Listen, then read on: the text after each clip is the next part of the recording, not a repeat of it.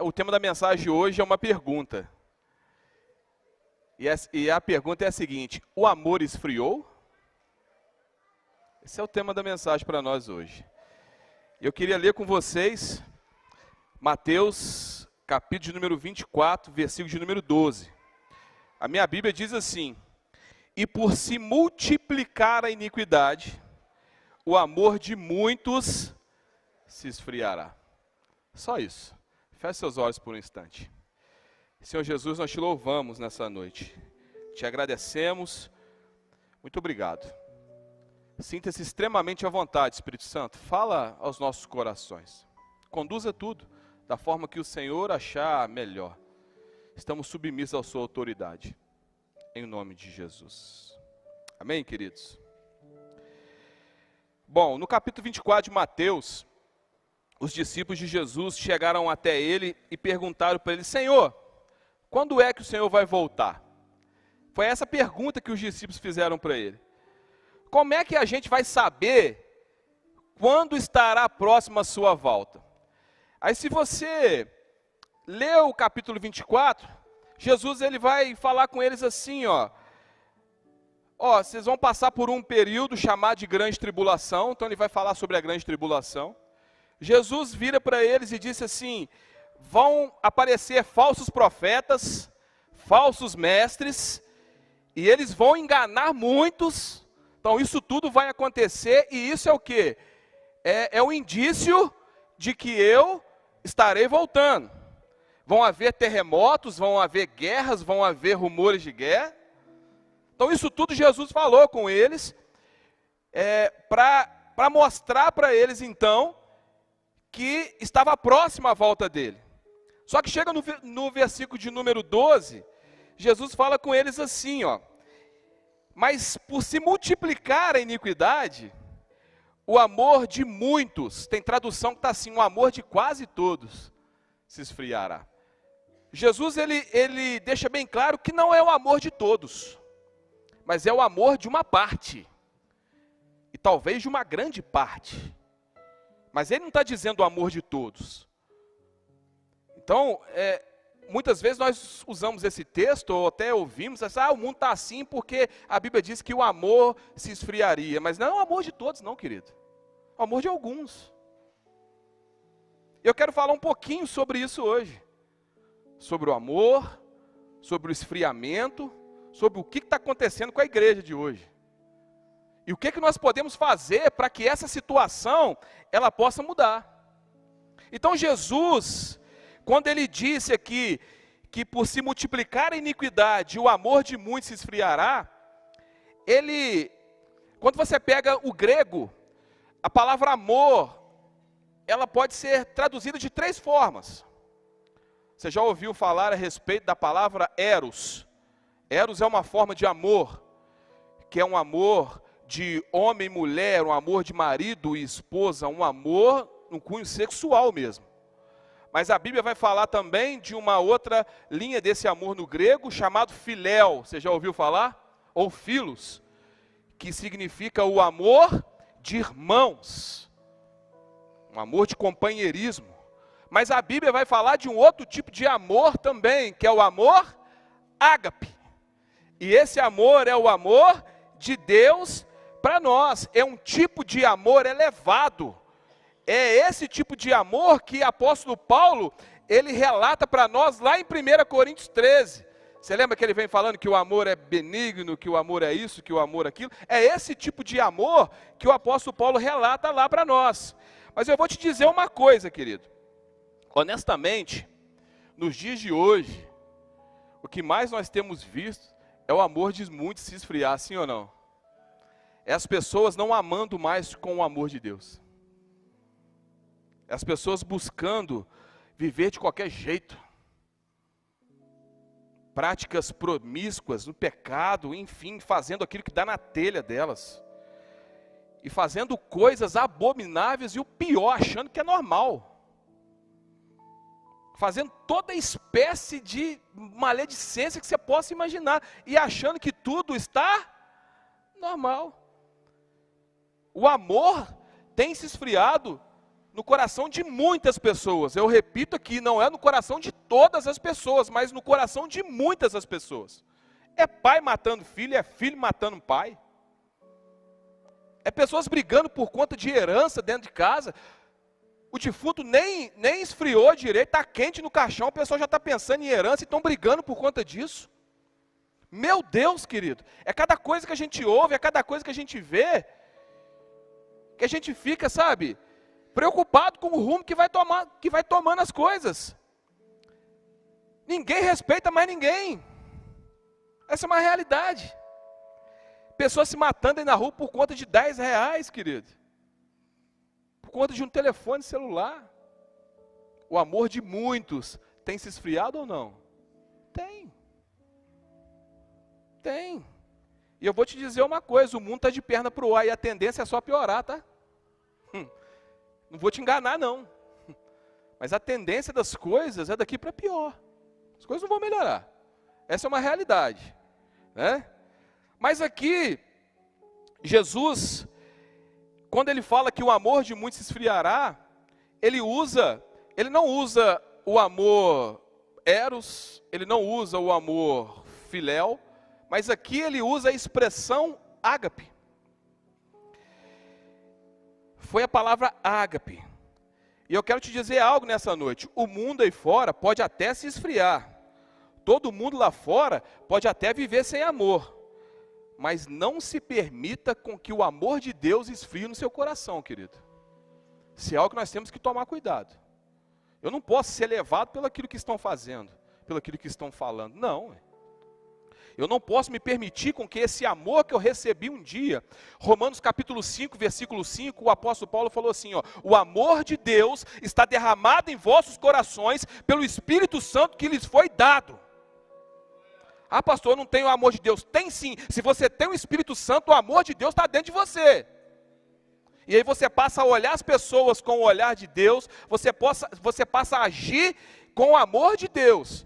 O apóstolo Paulo, quando escreve aos Coríntios, capítulo 5, versículo 16, ele fala assim, portanto agora ninguém conheçamos segundo a carne, mas assim que se alguém está em Cristo é uma nova criatura. Ele está querendo dizer assim para a igreja de Corinto, ó, a partir de agora vocês já têm o amor de Deus dentro de vocês, o Espírito Santo já habita dentro de vocês, então vocês não podem olhar para o seu próximo mais com o olhar da carne. E o que é o olhar da carne? De julgamento, de repreensão, de condenação. Porque aquele que está em Cristo já é uma nova criatura, essas coisas velhas já passaram, tudo se fez novo. Ou seja, eu passo a olhar agora com as pessoas com o olhar do próprio Cristo.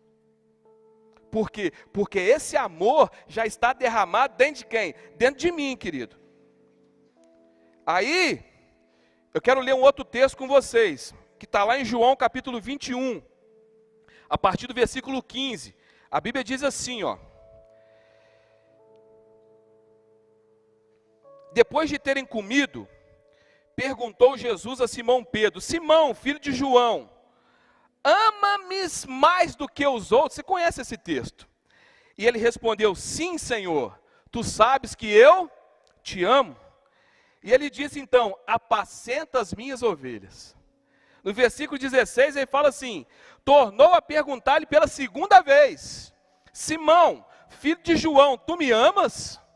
E ele respondeu, sim, Senhor, tu sabes que eu te amo. Então, apacenta as minhas ovelhas. No versículo 17, pela terceira vez Jesus lhe perguntou, Simão, filho de João, tu me amas? Aí a Bíblia vai dizer que Pedro entristeceu-se por ter lhe dito pela terceira vez, tu me amas. E respondeu o Senhor, tu sabes todas as... E respondeu-lhe, Senhor, tu sabes todas as coisas. Tu sabes que eu te amo. E aí o Senhor virou para Pedro e falou assim, então apacenta as minhas ovelhas. Deixa eu te contar o contexto desse texto aqui. Até porque um texto fora do contexto vira motivo para pretexto. Não é verdade? Qual que era o contexto dessa história aqui de João 21? Jesus tinha morrido e tinha ressuscitado. Ok? Os discípulos tinham passado a noite inteira pescando. Não tinham pegado absolutamente nada. Aí de repente Jesus aparece na praia, né? Aparece lá com a prancha de surf debaixo do braço, sim ou não? Não, querido, apareceu não. Jesus apareceu só na praia para eles, né? Terceira vez que Jesus apareceu para os discípulos depois que ele ressuscitou. Foi essa passagem aqui, né? Aí eles comem juntos. Por isso que crente come muito. Que aonde Jesus chegava tinha um rango rolando, querido, né? Tinha um cachorro quente, tinha um churrasco, tinha um ravioli, tinha um canelone, tinha uma lasanha, tinha um nhoque, tinha uma feijoada, tinha um frango assado, tinha um salpicão, né? Uma picanha, tinha alguma coisa assim. Então Jesus, a Bíblia vai dizer que ele comeu com os discípulos. Aí então ele vira para Pedro e pergunta para Pedro. Aí depois, olha só, Jesus aparece, faz aquela comida, come com os discípulos, e aí ele faz a pergunta para Pedro. Pedro está com a barriga cheia, querido. Está com a barriga cheia, você quer dar uma relaxada, né? Você quer descansar, e vem Jesus e lança essa em cima de Pedro. Pedro, tu me amas? E aí? Jesus pergunta, repete a mesma pergunta para Pedro 3 vezes, querido. 3 vezes.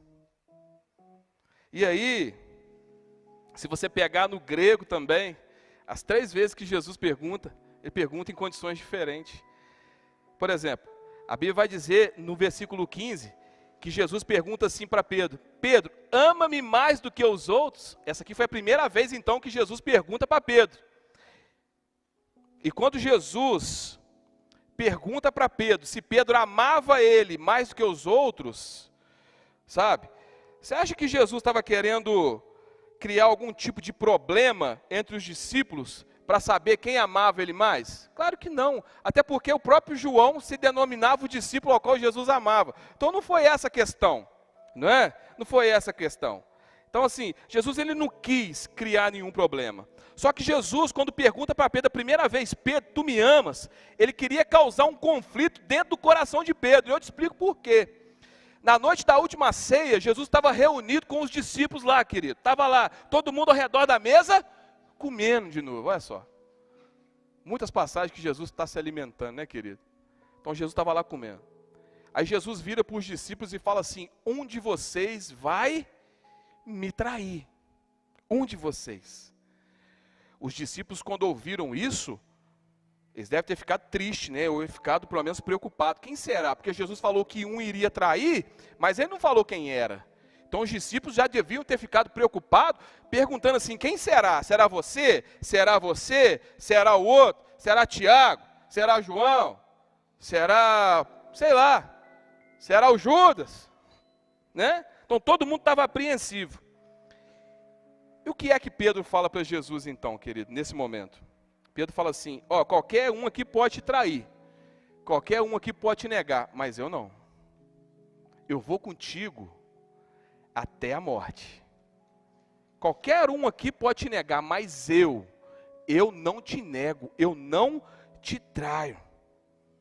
Aí Pedro vira para João, que estava com a cabeça lá reclinado no ombro de Jesus, e fala assim para João: ô João, pergunta aí para Jesus, quem é que vai trair ele? Você lembra dessa história, né? É como se Pedro estivesse dizendo para João, isso aqui é uma revelação muito grande, é como se Pedro estivesse falando assim: ó, por você e por mim eu coloco a mão no fogo, mas para os outros discípulos aí não. Então Pedro se garantia em quê? Nele. Ele se garantia no amor que ele achava que tinha por Deus.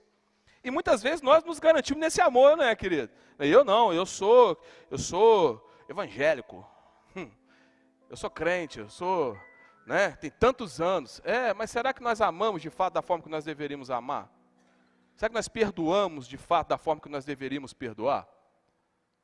Porque o grau de amor que você oferece não é pelo tempo que você tem de cadeira de igreja não, querido. Isso não quer dizer nada. Mas é pelas obras que você faz aí fora. Amando, cuidando, discipulando. Trazendo pessoas a conhecer por revelação quem de fato é o Cristo, o Filho do Deus vivo. Isso é amor. Pedro estava dizendo assim: por mim eu boto a mão no fogo, por você também, João. Mas por mais ninguém. A verdade é que Pedro se achava o cara, essa é a realidade. Pedro se achava muito bom. Ele achava que ele amava demais Jesus, né? Só que ele se achava que ele nunca iria negar Jesus. Ele até tentou, querido. Ele até tentou. Lembra lá da história do Getsemane, quando Jesus ele foi para ser preso pelos soldados? O que é que Pedro faz? Pedro vai proteger Jesus. Pedro tira a espada, dá para arrancar o pescoço de Malco, mas ele erra o pescoço e pega a orelha. Eu não acredito que Pedro deu para arrancar somente a orelha de Malco. Eu acredito que ele deu foi para arrancar a cabeça. É porque ele errou. E arrancou só a orelha. Aí Jesus, quando olha aquilo, o que Jesus faz? Deixa eu te dizer o contexto. Malco, ele estava se preparando para ser um sumo sacerdote. E o sumo sacerdote, na época, ele não poderia ter defeito nenhum no corpo dele. Ele tinha que ser perfeito. Tinha que ser perfeito. E aquele homem ali, Malco, estava estudando para isso, para ser um sumo sacerdote. Quando Pedro vem e dá uma espadada na orelha daquele homem, Pedro estava acabando com o sonho daquele homem, por achar que estava protegendo Jesus. Querido, o evangelho não é sobre eu proteger Jesus, o evangelho é sobre Jesus me proteger. Só que Pedro tinha uma visão errada de quem era Jesus. Então Pedro, ele até se achava muito bom, ao ponto de querer proteger Jesus, querido. Só que lá no capítulo 18 de João, Pedro, ele comete o maior erro da vida dele. Que erro que foi esse? Ele negou Jesus 3 vezes. Não é verdade? Então o camarada que se achava bom demais, que amava demais Jesus, ele acaba cometendo o quê? O maior erro da vida dele, que era negar Jesus. E naquela hora que Pedro nega Jesus, eu acho que a ficha dele caiu, e ele deve ter pensado assim: eu não sou tão bom do jeito que eu achava que eu era, não. Eu não sou tão bom. Eu não amo o Senhor do jeito que eu amava, não. Eu falei tanto que amava Ele, mas eu não amo do jeito que eu achei que eu amava, não. Aí, nós chegamos no capítulo 21 que nós lemos, que Jesus chega para Pedro e pergunta para ele: Pedro, tu me amas? Olha o que Pedro passou. Porque Pedro se achava, ele achava que amava demais Jesus. Aí Jesus chega lá no capítulo 21, pergunta para ele: Pedro, tu me amas? E aí, Pedro? Você acha que me ama mais do que os outros? Qual que foi o propósito dessa primeira pergunta de Jesus para Pedro? Mostrar para Pedro o verdadeiro nível de amor que ele tinha pelo Senhor, querido. O verdadeiro nível de amor. E aqui, quando Jesus pergunta a primeira vez para Pedro, Jesus está usando a palavra grega ágape. Aí Jesus pergunta para ele, né? E Pedro pergunta para ele assim: tu sabes que eu te amo. Ou seja, Jesus perguntou para ele: tu me amas? Ágape. Pedro responde: tu sabes que eu te amo, filéu. É como se Pedro estivesse dizendo para ele assim: eu gosto de você. Querido, imagina você que é casado, chegar em casa, a sua esposa virar para você e falar assim: meu amor, eu te amo, e tu me amas? Aí você virar para ela e falar assim: não, eu gosto de você. Você vai arrumar um problema, não vai não, querido? Não, eu simpatizo contigo. Ah, meu filho, vai dormir no sofá. Tem umas que vai pegar o pau de macarrão, você ainda tem, e vai te dar uma na lata. Vai te dar, de quê? De angu? Lá em casa tem um negócio para abrir massa de pizza, e eu estou enrolado. Quando ela fala: você me ama, eu sou completamente louco contigo. Sou completamente apaixonado por você. A Rose fala assim: você me ama? Dudu fala assim: eu te amo demais da conta. É assim que responde: eu te amo demais. Para suportar sua mãe, seus irmãos, todo mundo, é que eu te amo demais, velho. Se eu não te amasse, eu já tinha ido embora, né, Júnior? Nós, né, eu estou nessa minha pegada aí, então, Júnior. Ué. E tem mais a meia dúzia aí junto com nós. É assim. Então Jesus pergunta para Pedro assim: tu me amas? Perguntou assim: tu me ágape? Aí Pedro responde para ele: eu te filos, eu te filéu. Pedro responde para ele assim: eu gosto de você. Aí Jesus repete a mesma pergunta para ele: Pedro, tu me ágape? Tu me ama com esse nível de amor que você falou lá atrás? Aí Pedro vira para ele e fala assim: eu te filos, eu te filéu. Ou seja, eu gosto do Senhor. Segunda vez. Ah, querido, aí chega na terceira pergunta, lá no versículo 17 de João 21. Simão, filho de João, tu me amas? E aí, Simão, filho de João, tu me amas? Aí Pedro, a Bíblia diz que Pedro se entristeceu. Por quê? Porque agora Jesus pergunta ele de uma forma diferente. As duas primeiras perguntas, Jesus perguntou para ele num contexto de ágape. E ele respondeu no contexto de filéu, de filos. Só que chega na terceira pergunta, Jesus desce o nível de Pedro e usa também a palavra filéu. Aí Jesus vira para ele e fala assim, tu gosta de mim? É como se Jesus estivesse falando, ô Pedro, eu sei que as duas primeiras perguntas que eu te falei, você respondeu agora assim, pelo menos gostar de mim você gosta, né? Aí Pedro fala assim, ô Senhor, tu sabes de todas as coisas. É como se Pedro tivesse, se Pedro tivesse falando com Jesus assim, ó, tu sabes de todas as coisas, o Senhor sabe de tudo que aconteceu lá atrás. O Senhor sabe quantas vezes eu te prometi amar e eu não cumpri com a minha palavra. Tu sabes que eu prometi contigo até na morte e na primeira oportunidade eu te traí. Tu sabes que o amor que eu falava da boca para fora não era de fato o amor que eu me portei com ações. E muitas vezes é assim, querido.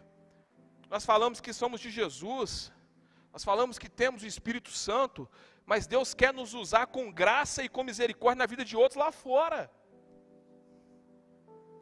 Quantas pessoas estão perdidas aí? Então Pedro vira para Jesus e fala assim, tu sabes. Como se Pedro está falando, eu sei, Jesus, que eu te prometi uma coisa e eu não pude cumprir. Pedro agora já não era mais aquele homem imaturo, né?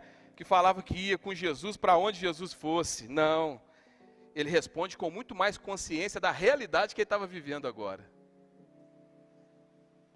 O objetivo da pergunta de Jesus para Pedro não foi trazer condenação para Pedro, não. Não foi trazer culpa para ele, não. Não foi apontar o dedo para ele, não. Mas era para mostrar para ele que ele poderia ter um nível de amor muito maior. Não só com palavras. Queridos, eu ouvi uma frase uma vez, eu não sei de qual autor que é, mas a frase vai dizer o seguinte, pregue, se for preciso, abra a boca. Sabe o que quer dizer isso? Pregue com a sua vida. Pregue com ações. Fazendo. Agindo. Quantas vezes você ouviu, quando você era jovem, alguns aqui lá em meados dos anos 60, né? Né, senhor José Augusto? Tô brincando. José Augusto fez aniversário esses dias, parabéns, tá, meu amigo? Glória a Deus. 35 anos, né? De conversão, aleluia, né? Mas assim, quantas vezes você ouviu assim, eu te amo, você é o amor da minha vida. Quantos amor da sua vida você já teve, querido? E você foi o amor da vida de quantos também? Porque a gente fala assim, né? Assim, me contaram que era assim, mas na época de escola. Hoje os adolescentes, os jovens, nem sabem o que é isso, né? Mas antigamente era assim, escrevia uma carta, aí botava 2 quadradinhos. Sim ou não. E mandava para a pessoa. Aí a pessoa marcava e te mandava de volta. Eu não sei quantas cartas que eu tinha com sim lá em casa, querido. Vou ser sincero para você. Né? Mas eram muitas, Túlio, muitas. Não. Mas era assim antigamente, querido. Você é o amor da minha vida. Eu não vivo sem você. Você já ouviu? Você vive, você não vive sem Jesus. Né? Mas você já ouviu isso de alguém? Passados, relacionamentos passados. Todo mundo aqui tem uma história. Eu não nasci crente não, querido. Nasci pastor não. Então eu tive uma vida aí fora. Que Jesus já deixou lá atrás. Glória a Deus por isso. Mas todos nós, velho. Quantas pessoas viraram para você e falaram assim, pode contar comigo? Eu estava falando sobre isso lá no sítio hoje. Quantas pessoas viraram para você e falaram assim, pode contar comigo? Não, pegou contigo, pegou comigo. Ó, se estiver precisando de alguma coisa, é só você me ligar. Vai ligar para ver. Tá chamando até agora o telefone. Ué. É ou não é, queridos? Por quê? Porque o ser humano é assim mesmo, ué. O ser humano muitas vezes ele promete que vai fazer e não faz. Isso acontece, querido. Só que agora, Jesus, ele fala para Pedro e mostra para Pedro que Pedro não era tão bom. Aí a história desenrola. Lá no versículo 18, diz assim, ó, em verdade te digo, que quando eras mais moço, isso Jesus falando para Pedro, depois que ele solta a sentença, né, tu me amas pela terceira vez. Aí ele fala assim, Em verdade te digo que quando era mais moço, tu te cingias a ti mesmo e andava por onde queria. Quando, porém, fores velho, estenderás as mãos e outro te cingirá e te levará para onde não quer. Sabe o que Jesus estava falando com Pedro aqui? Vai chegar uma hora que eles vão te pegar. E eles vão te levar para um lugar que você não queria estar de jeito nenhum. Sabe de que Jesus está falando aqui? Da morte de Pedro. Porque Pedro ele foi crucificado também. De uma outra forma. Mas Jesus está falando justamente para Pedro assim, eles vão te levar, quando você é jovem, você vai para onde você quer, Pedro. Mas vai chegar uma hora que você não vai para onde você quer, não. Aí tem o versículo 19 que diz assim, disse isto para significar com o gênero de morte, de que morte Pedro havia de glorificar a Deus. Depois de falar assim, Jesus acrescentou, segue-me. Aí agora Jesus vem e fala para Pedro o seguinte, ô Pedro, olha aqui para mim. Naquela época que você era moço, você prometia e não cumpria. Você prometeu, mas não conseguiu. Você falou que ia fazer, mas não fez. Você prometeu me amar a um nível que você ainda não poderia chegar. Só que agora, Pedro, o seu amor vai aumentar. Você vai sair desse nível de amor filéu.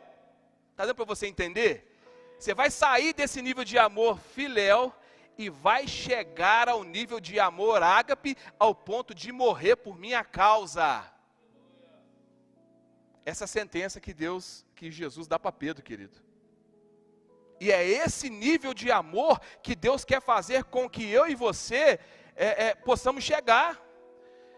Sair desse nível de amor que eu faço a minha vontade, do meu jeito, a hora que eu quero, para falar com Deus assim, agora eu quero um outro nível de amor, fazer do seu jeito, fazer da sua hora, conforme o Senhor deseja. O que o Senhor quer que eu faça?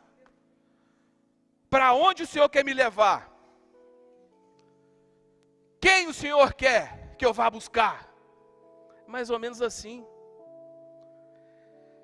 Então o que Jesus estava fazendo com Pedro aqui era trazer esperança para o coração dele. E não condenação, querido. Jesus não estava olhando para um fracasso passado da vida de Pedro. Porque Pedro fracassou. Falou que ia fazer e não fez. Então Jesus não estava olhando para aquele passado fracassado dele. Jesus não estava olhando nem para as limitações do presente dele. Mas Jesus estava olhando para um potencial futuro de Pedro. Olha só que lindo isso, querido. Jesus não olhou para o passado, para as frustrações do passado, não olhou para as limitações do presente, mas Jesus agora olha para o potencial futuro dele. Pastor, o que você está querendo dizer? Querido, quantas vezes você prometeu para Deus que ia ser uma pessoa melhor? Melhor para você, melhor para o seu cônjuge, melhor para os seus filhos, melhor para os seus pais, melhor para a sua igreja, melhor para o seu pastor. Quantas vezes você prometeu e não cumpriu? Talvez você olhe e fale assim, eu não consigo, eu sou uma pessoa limitada. Mas Jesus não olhou nem para as promessas, não olha nem para as promessas que você fez e não cumpriu. Jesus não olha nem para a sua limitação agora, mas Jesus quer pegar você agora e levar você para um potencial futuro. Ele falou assim, agora sim, se você deixar, eu vou te tirar desse nível aqui e vou te levar para um nível muito maior. Mas eu preciso de comprometimento seu. Eu preciso que você se comprometa. Aí comigo, não só de palavra. Pedro fala, eu vou contigo até para a morte. Não foi. Mas depois ele morreu. Pelo Evangelho de Cristo. Por quê? Porque o nível dele subiu, querido. Jesus não desistiu de Pedro. Mesmo Pedro negando ele. Jesus também não desiste nem de mim, nem de você, cara. Amém, queridos? Aí Jesus conclui a conversa com Pedro assim, lá no finalzinho do 19. Falou assim, segue-me. Segue-me. O tempo inteiro, Jesus antes estava falando para Pedro assim, apacenta as minhas ovelhas, apacenta as minhas ovelhas, apacenta as minhas ovelhas. Aí agora ele fala com Pedro assim, me segue. Segue-me. Essa é a maior prova de que Jesus não tinha desistido dele. Maior prova. Só que essa também é a maior prova de que o amor, quando eu compreendo o amor de Deus, esse amor envolve servir a Deus. Fazer. Nós estamos vivendo um tempo onde nós falamos assim, nós entendemos que nós somos salvos, nós entendemos que a cruz pagou, não é? E muitos ainda acabam usando essa expressão de uma forma pejorativa, tá pago, né? Querido, tá pago, o pessoal usa a expressão lá na academia. Eu nunca usei essa expressão na academia porque eu nunca fui. Eu não posso falar tá pago. A única coisa que eu falo que tá pago é quando eu chego com a conta de luz e falo assim, Rosa, tá pago. Só, entendeu? Mas as pessoas, elas interpretam isso de uma forma equivocada. Querido, Jesus, ele pagou o preço por mim na cruz, sim. Ele se sacrificou no meu lugar, sim. E como resposta a isso, o que eu tenho feito? O que eu tenho feito? Como resposta a tudo aquilo que Jesus fez por mim. Deixa eu te dizer uma coisa. É possível servir sem amor, sem amor, sim ou não? É possível alguém servir sem amor? O que você acha? Sim, mas é impossível alguém amar sem servir. Deu para você entender? Tem muita gente que serve sem amor, mas quem ama não deixa de servir. Então, se você entendeu de fato que você é amado por Deus, se você entendeu de fato o grande amor que Deus tem por você, e você se julga uma pessoa que ama a Deus, a sua próxima missão é servir. É fazer algo. É trabalhar mesmo, querido, que eu estou falando aqui. É ir, arregaçar as mangas e falar, vamos embora. Vamos ganhar gente para Cristo. 1 João 3,18, o apóstolo vai dizer assim, filhinho, não amemos de palavra nem de língua, mas de fato e de verdade. Para me encerrar aqui, eu quero ler um texto com vocês que eu amo, que está lá em Apocalipse, capítulo de número 2. Olha o que a Bíblia vai dizer para nós. Aqui, tanto no capítulo 2, quanto no capítulo 3 de Apocalipse, o Senhor Jesus mandou o apóstolo João, para você poder entender, escrever 7 cartas para 7 igrejas da Ásia, para você poder entender. E cada uma dessas cartas, o Senhor se apresenta de uma forma diferente. E no capítulo 2, quando ele escreve a igreja de Éfeso, ele faz muitos elogios para a igreja de Éfeso. Ele faz promessas poderosas, mas também ele faz algumas repreensões para a igreja de Éfeso. Olha o que diz capítulo 2, versículo 1. Ao anjo da igreja em Éfeso escreve, essas coisas diz aquele que conserva na mão direita as 7 estrelas e que anda no meio dos 7 candeeiros de ouro. Conheço as tuas obras, tanto o teu labor como a tua perseverança, e que não pode suportar homens maus, e que puseste à prova os que a si mesmos se declaram apóstolos e não são, e os achaste mentirosos. E tens perseverança e suportastes provas por causa do meu nome, e não te deixaste esmorecer. Aí chega no versículo 4, ele fala assim, tenho porém contra ti, meu Deus, sempre quando tem uma vírgula, e fala assim, todavia, entretanto, porém, vem algo ruim depois, né? Então primeiro ele faz uma série de elogios a essa igreja. Vocês são muito bons. Vocês condenam as falsas doutrinas, os falsos mestres que tentam infiltrar no meio de vocês, vocês mandam embora. Vocês trabalham muito. É uma igreja que qualquer pastor queria ter. Qualquer pastor. Só que chega no versículo 4 e fala assim, porém eu tenho contra ti uma coisa. E que coisa que é essa? Vocês abandonaram ou deixaram o primeiro amor. E aí, querido, entra num detalhe. Durante muitos anos, quando a gente conversa com muita gente acha que esse primeiro amor, querido, é o primeiro amor dele. Eu tenho que voltar ao primeiro amor. Não, você precisa entender quem é o primeiro amor. Não é que você precisa voltar. Você precisa entender. E o primeiro amor sempre foi o amor de Deus por mim e por você. E quando você entende esse amor, a sua resposta é amar assim como Ele te amou. Aí ele continua, lembra-te, pois, de onde caíste, arrependa-te e volte à prática das primeiras obras. Então a igreja de Éfeso estava envolvida com muitas coisas. A igreja de Éfeso servia e fazia muitas coisas. A igreja de Éfeso liderava célula, sabia disso? A igreja de Éfeso fazia encontro com Deus. A igreja de Éfeso fazia um montão de coisa, pregava a palavra, eram anfitriões em suas casas, financiavam, era uma igreja muito boa. Mas o grande problema é que o amor no coração deles havia se esfriado. O amor de Deus que foi liberado sobre eles um dia, como o apóstolo Paulo falou em Romanos 5,5, o amor de Deus está derramado em vossos corações, estava se esfriando. E eles começaram a fazer as coisas por fazer. Começaram a servir por servir, sem colocar amor naquilo que eles estavam fazendo. É muito ruim, né, querido, quando você chega em algum lugar e você vê que a pessoa está fazendo as coisas para você por obrigação, não é? Isso é lei. Eu chego na minha casa, e aí eu olho lá, e eu vejo a minha casa arrumada. Aleluia. Vejo minha casa arrumada. E eu falo com a minha esposa assim, nossa, meu amor, a casa está arrumada. Ela vira para mim e fala assim, eu arrumei porque o primeiro mandamento do casamento diz que eu devo manter a casa arrumada todos os dias antes do meu esposo chegar. Aí eu olho em cima do fogão, eu estou profetizando, tá, querido? Estou liberando a palavra de profecia aqui, né? Em cima dessa plataforma. Aí eu olho em cima do fogão, tá lá aquela janta maravilhosa ali, pronta. Aí eu falo, nossa amor, você fez janta? Porque o segundo mandamento do casamento diz que eu devo fazer janta para o meu marido todos os dias. Eu falei, olha, estou gostando dessa lei aí, hein? Aí eu chego lá no meu quarto, as minhas roupas todas passadas, e quem passa a roupa lá em casa sou eu. Eu falo, ó, tá passadinha a roupa, cheirosa, hein? Eu gosto é assim. Né, querido? Eu gosto é assim.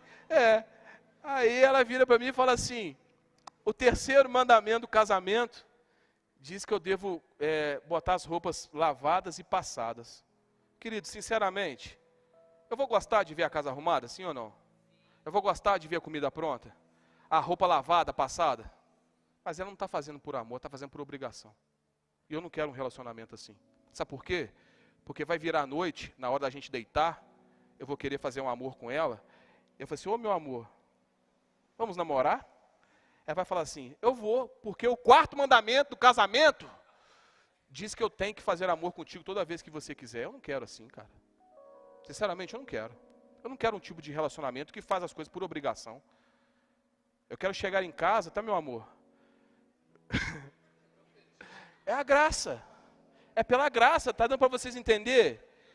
Não é que ela vai fazer por obrigação, não, ela vai fazer porque, ela assim, eu vou fazer porque se eu fizer, o meu marido vai se sentir bem. Eu quero servir a ele.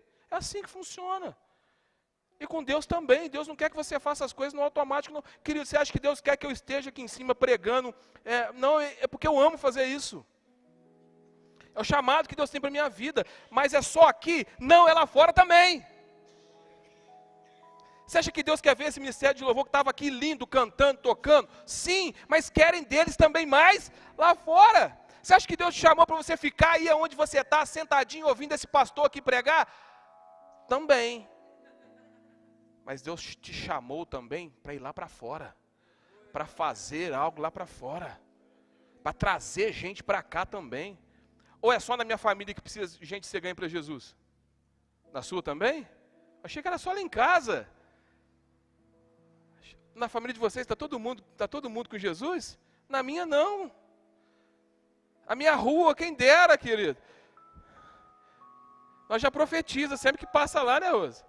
Então, os meninos vendendo droga na esquina lá, vai largar essa droga aí, vai pegar uma Bíblia. E para completar, tem uma igreja em frente aonde que eles ficam. Né? Mas quando eles precisam de ajuda, eles vão aonde? Vão na casa do pastor Dudu, que trabalha com dependência química. Quando eles já não estão aguentando mais, eles vão lá em casa. Já é um ponto de referência. É assim que funciona. Então Deus quer mais de mim e de você, querido. O coração daquela igreja de Éfeso tinha se esfriado. Lembra de onde caíste, arrependa-te, volte à prática das primeiras obras. Jesus está dizendo para aquela igreja através do apóstolo João assim, ó. Sabe aquela época em que vocês faziam por amor? Ele está querendo trazer para eles a memória, o saudosismo. Lembra, querido? Quantas pessoas você levou para o encontro com Deus? Que você tinha prazer em fazer isso? Lembra quantas pessoas você levou, que nós levamos para os encontros de mulheres, pastor Ava? Lembra? Lembra como ficava essa igreja lotada? É isso que Ele quer de volta, mas Ele quer que eu e você façamos isso por amor às almas e por amor a Ele. É isso que Ele deseja de mim, é isso que Ele deseja de você, querido. A Bíblia diz no texto que nós lemos lá no começo, o amor de muitos se esfriará, não é de todos. E se por acaso o seu e o meu começou a congelar, Deus vai trazer um fogo tão grande no seu coração hoje que Ele vai descongelar de uma vez por todas. Eu creio nisso, eu acredito nisso. Deus tem um mover poderoso para fazer no nosso meio, querido. Pode ter certeza absoluta disso. Pode ter certeza absoluta disso. Deus tem uma igreja gloriosa para edificar nessa cidade através da minha vida, através da sua vida. E nós cremos nisso. Só que nós precisamos sair muitas vezes do automático. Querido, é muito gostoso dirigir carro automático, né? O meu não é. O meu é câmbio manual. Aí toda vez que eu pego um carro automático para poder dirigir alguma vez, eu fico caçando a marcha toda hora. E caçando a embreagem também toda hora, querido. Quem é motorista que sabe, é muito ruim. Porque você não tem o costume. Eu quero voltar rápido para o câmbio manual. Mas eu sei que quem tem um carro automático, que já dirige o carro automático há muito tempo, quando ele pega um câmbio manual também ele estranha. Porque ele já acostumou no automático. E Deus não quer uma igreja assim.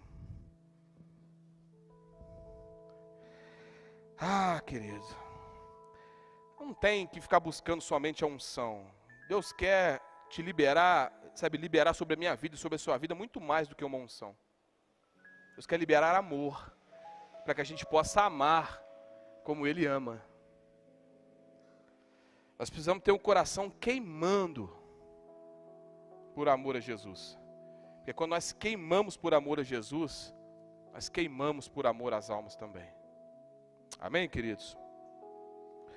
Paulo lhe chegou a dizer que você pode ter todos os dons do mundo. Sabia? Mas se você não tiver amor, nada adianta. O que adianta? O que adianta eu saber pregar, mas não amar? Eu saber cantar e não amar? Eu saber pregar e não amar? Eu saber liderar, eu sou um excelente líder, mas eu não amo. Um abraço que você dá em alguém, cura pessoas. Sabia disso, queridos? Um abraço pode curar alguém. Então o amor, a pergunta que nós iniciamos aqui, o amor esfriou? Eu acho que não. Mas nós precisamos botar esse amor para fora, através de ações.